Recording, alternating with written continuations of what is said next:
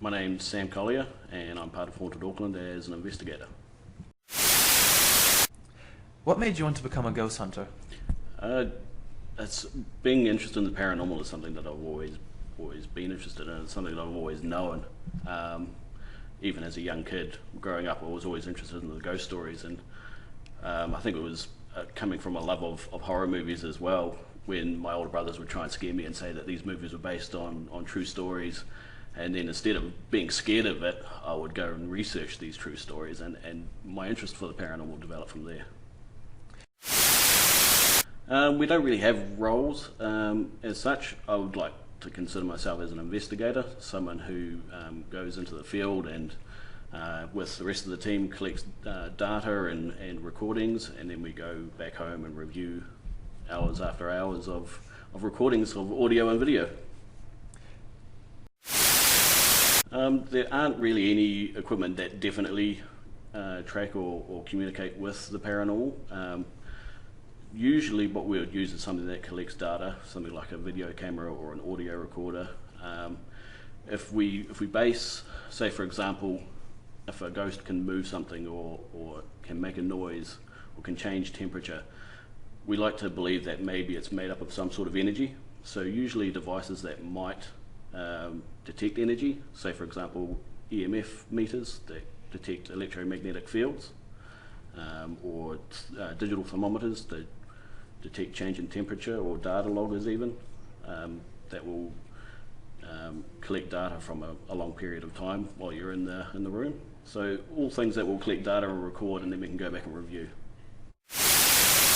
My first hunt with Haunted Auckland was at Puhoi Centennial Hall. So Puhoi is a small town just further up north, and it was only a small little hall, a lot smaller than the room that we're in now. And the theory was that there was a janitor who liked the place so much that he hung around. Of course, not a lot happened that night, but one of the most interesting things that happened was that all of the lights turned off all at once, and the circuit board had been switched off. So no one else had done that while we were there. It could have been possible that it was tripped, but yeah, it was interesting, and it's exciting on your first investigation. You know, it develops that sort of interest for it.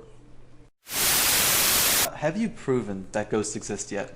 No, and I honestly don't think that we will in our lifetime. We collect data that's very interesting, and we don't know what it is, and we can't explain it, but there's really no way of proving for sure that it is a ghost. We can have our own ideas, but if we want to document and educate other people, it's very, very hard, especially these days when a lot of film can be altered.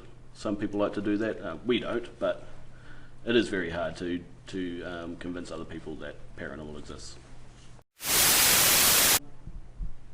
I don't know whether we'd have a lot of convincing stuff. Again, it's stuff that we'd find very interesting and we can't explain, but it doesn't mean that it's a ghost. Things like audio recordings of voices that don't belong to anyone that were actually in the room at the time, or I think Mark mentioned earlier he recorded a torch coming down some stairs or being thrown, and to me there's nothing that could really explain that happening. We've gone back and researched that over and over again, and we don't know what could have done it.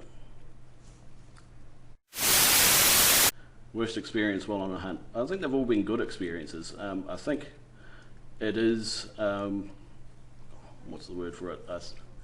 I think it's become very popular to think that ghost hunting, you know, we're going into something that might be evil or malevolent, and it's not the case necessarily. It's usually, especially with private homes, it's someone that might have lived there at one stage, I know it's popular in TV shows to say that it's demons or something like that, but we've never come across anything like that at all. What influence does a ghost hunt have? Ghost hunting in general. Ghost hunting. I think it's just what we are. Like you said, it's something that I've always had an interest in. So it's the perfect sort of hobby for someone like me. I've always been interested in something that's a little bit outside of the box. So researching something that maybe other people are afraid to do, and I feel like I'm educating others and doing those and going to those places that others may not necessarily go. I think that's the influence that it's had on me. The worst thing, I think a lot of what we do compared to what you'd see on TV is a lot of sitting around in the dark talking to nothing. And a lot of people might think that's quite boring. I love it, but what people don't realise is that on the TV shows it's a condensed version of an actual investigation. So they cut out all the good bits and make it into an hour-long show, whereas we would sit for hours on end and might not hear anything. Keep an open mind. If you're a closed book, you close yourself off to things that might be outside of the normal. And I think if we close ourselves off to the paranormal, we're missing out on a world that is completely unexplored, and it's really interesting for people to research. Just go out there and if you're really interested in the paranormal, go out there and do it. You don't need to spend a lot of money on paranormal equipment. If you have a general interest and you believe that the paranormal is real, go out and investigate. All you need is maybe an audio recorder or a camera, and then you can collect some data and review it. Okay.